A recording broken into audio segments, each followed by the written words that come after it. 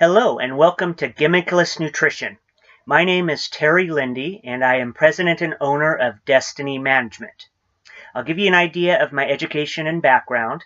I have a 4-year degree in physical education and a minor in business from Washington State University, and I have national certifications through American College of Sports Medicine, National Strength Coaches Association, National Academy of Sports Medicine, and World Instructor Training Schools.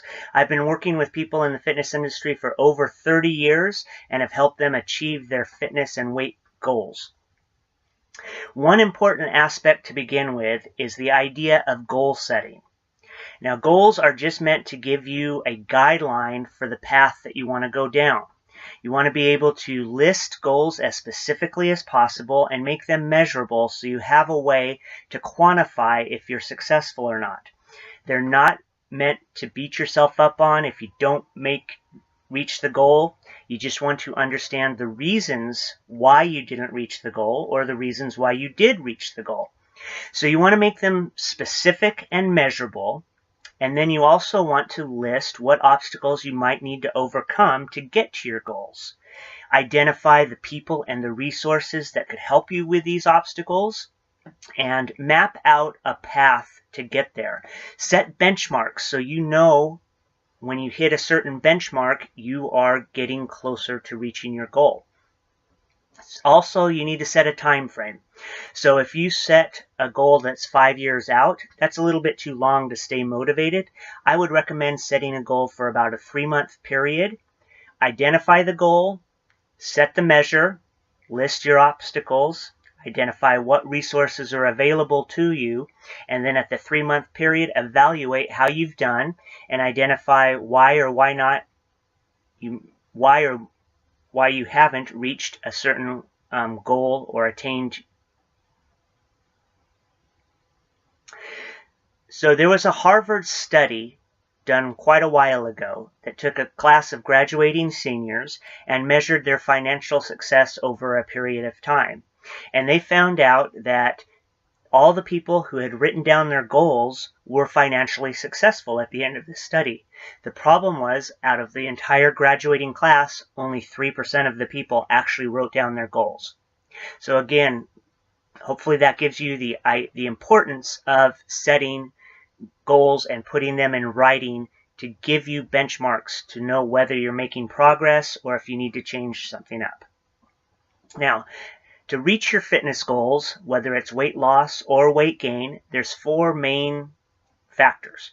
Progressive resistance training to help keep your lean body mass high and keep your metabolism up high so you're burning as many calories as possible 24 hours a day.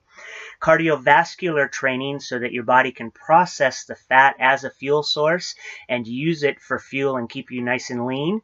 Flexibility for injury prevention and recovery from the exercise, and then nutrition. Now, of those 4 factors, nutrition is over 50% of the battle, and that's what we're going to focus on discussing today. We're going to keep it very simple, give you the principles behind the proper nutrition, whether you want your goal is weight loss or weight gain, and help you achieve your fitness goals.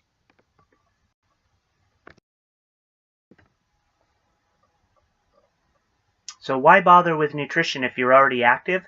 Remember, nutrition is over 50% of the battle.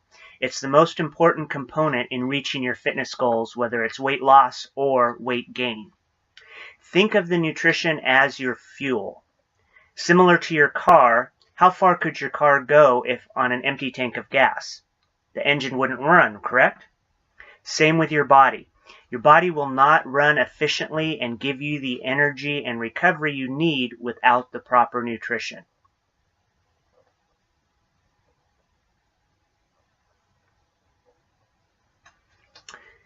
Try to keep in mind that small changes over time are what's going to get you success.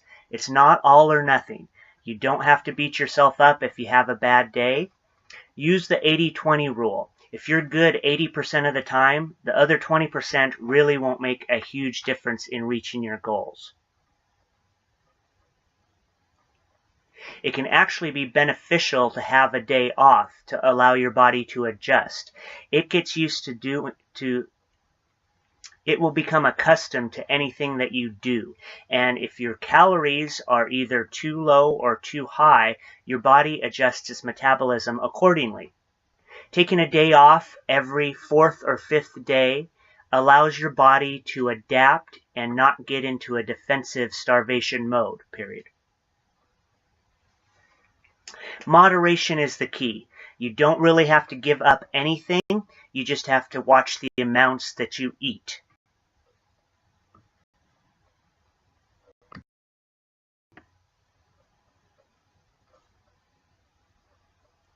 Other than the benefits listed on the slide from focusing on good nutrition, I feel the biggest benefit you'll get is an increased energy level and an increased quality of life. Nutrition really is the key. Your metabolism is made up of 2 main components, anabolism and catabolism. Catabolism is the breaking down of the cells. Anabolism is the building up of the cells. And your body constantly does this every second of the day. In fact, there's 300 billion cells are broken down and recreated every day. So roughly every 7 years, you have an entirely new body.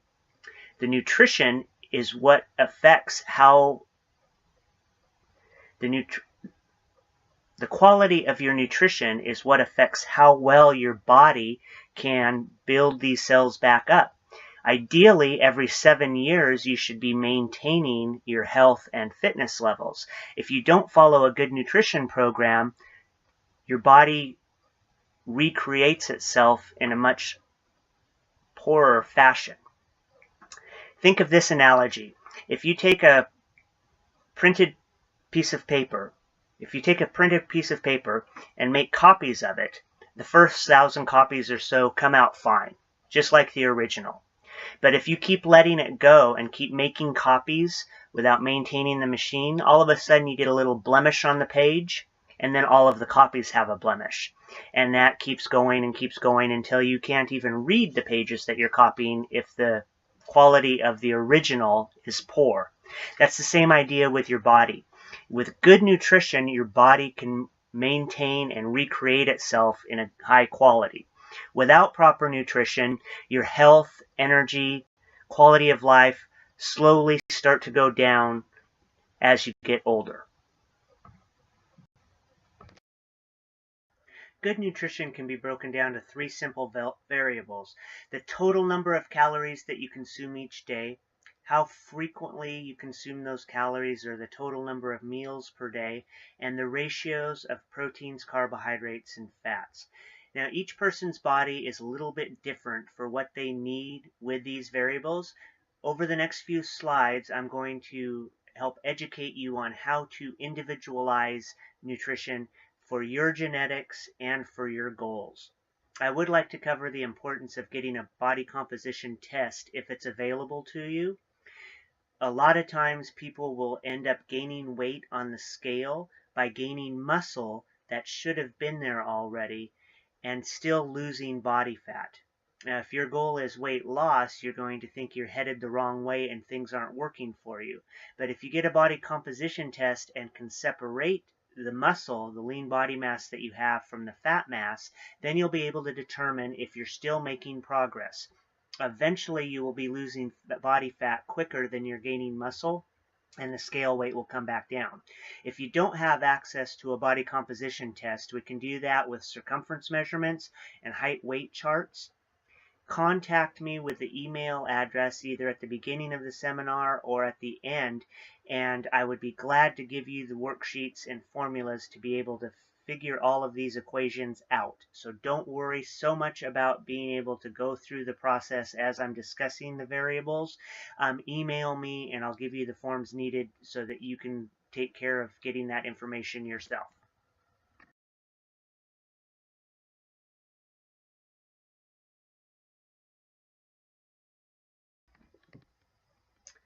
The first main principle is the total number of calories that you take in each day. Now, the average sedentary male needs 2,500 calories per day to maintain his body weight. That's a 5'10", 154-pound man. The average female needs 2,200 calories per day to maintain her weight. And that's a 5'4", 135-pound woman. Now, muscle is the only thing that requires calories to maintain itself. Fat does not. So the more muscle that you have, the more calories that you require around the clock. So if you weigh more than the average person, you require more calories to maintain your body weight. If you're not taking in the calories to maintain your body weight, your body starts going into a catabolic state. And what this means is it uses your lean body mass or muscle for the energy, and it sets your system up to store calories as body fat. So you end up losing muscle and gaining body fat. So if you take in 1,200 calories per day, over time your metabolism slows down to where you can only burn 1,200 calories instead of the 2,200 to 2,500 as the average sedentary person. At this point, anytime you eat over 1,200 calories, you're going to gain body fat. And this is typically what happens because 1,200 calories does not provide your body with enough energy and nutrients to maintain itself, so you're either going to be more susceptible to illnesses and injuries, and you're also going to tend to have more cravings. So if you are prone to injury, having little nagging injuries that don't go away, getting colds more frequently than you should, you might be too low in calories. To prevent this, you need to keep your calorie level closer to a maintenance level. And I'm going to go over the math equation to determine this for you, but it's quite lengthy and you don't have to worry about doing this yourself. Contact me at my email address and I will email you the files and forms so that you will have this information. You can plug in a number and it will do everything for you. It's in an Excel spreadsheet. But basically, what you want to do is take your body weight and convert it to kilograms. So you do that by dividing the pounds by 2.2, taking that times 24 hours because there's 24 hours in a day. That gives you the first part to your basal metabolism, which is how many calories per day you require just to maintain heart and lung functioning if you were lying still all day long. You do, however, burn a few less calories while you're sleeping than when you're awake. So the second part to this number is to take 0.1 times your body weight in kilograms times the hours of sleep you get each night and subtract it from the first number. That is actually your basal metabolic rate, the minimum number of calories you require just to maintain heart and lung functioning. Now, you need to add in the activity level that you're doing on a daily basis. And you take the calorie requirement for this is determined by the hours of activity times your body weight in pounds, since you're moving your entire body, and taking one of the activity factors that you see on the slide and adding that to your basal metabolic rate. And there's one other step you need to consider because it does take calories to digest the food. So the last part of the equation is adding an extra 10%, and that will give you how many calories per day you require just to maintain your body weight. It can be a lot higher than you might be thinking you should be taking in. And if you've been eating fewer than these calories per day, chances are your metabolism is slowed down. If you start eating more calories, you're going to gain body fat at first. So you need to do this over a period of time, and this is where the importance comes in for the body composition testing so you can separate the lean body mass from the fat mass. If you're after weight loss, you want a caloric deficit of no greater than 500 calories per day below your maintenance level. So with the number that you get for your maintenance level, you can either subtract 500 calories from that or add 500 extra calorie burn from activity during the day. If you want to gain muscle, on the flip side, you only need to add 150 calories per day. And this is because muscle is denser than fat. So I'm not sure if you've heard that a pound of fat or a pound of muscle weighs more than a pound of fat, but that's not true because a pound is a pound. But muscle is denser, so it only takes 600 calories of muscle to equal 1 pound. It takes 3,500 calories of fat to equal 1 pound. so it takes a much smaller amount. So if you want to gain weight, gain muscle, you need to add 150 calories over maintenance level, and if you want to lose body fat, you subtract 500 calories per day. The next important variable is the spacing of the calories. Now, at about 4 hours, your stomach has emptied, and you get into what's called a post-absorption state. Your body doesn't know when the next calories are coming in. It doesn't know that you can just go to the store or a restaurant to get the calories. It thinks that you might be starving. This is a survival mechanism. So it starts to release enzymes to promote fat storage and break down your lean body mass for the energy that it needs. So you want to make sure that you're eating at least every 4 hours. One other key factor is the fact that about 500 calories is the most your body can handle and process at one time, at one meal. So you want to try and limit your meals to about 500 calories and eat at least every 4 hours, if not more often. If you were to need 2,500 calories per day, that means that you would want to eat 500 meals per day, or 6 400 plus meals per day is even better. The more frequently you eat, the higher your metabolism stays around the clock. So think of it kind of like a fire. You want to get it started with a lot of kindling and then keep adding to the flames. So trying to limit your meals to 500 calories at the most and eating more frequently throughout the day is the key for whether you're after lean body mass gain or weight loss.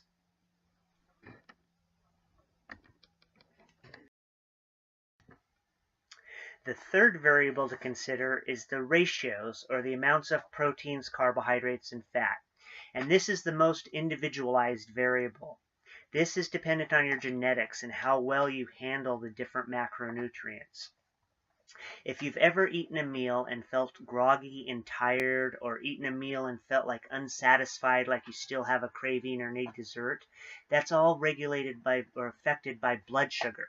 And the amount of proteins, carbohydrates, and fats is what helps control this.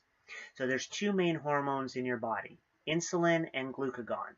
Insulin is a storage hormone. It takes things out of the bloodstream and stores the calories in the cell. Glucagon is the opposite. It takes things out of the cells and into the bloodstream and raises your blood sugar. So there's two things that promote glucagon.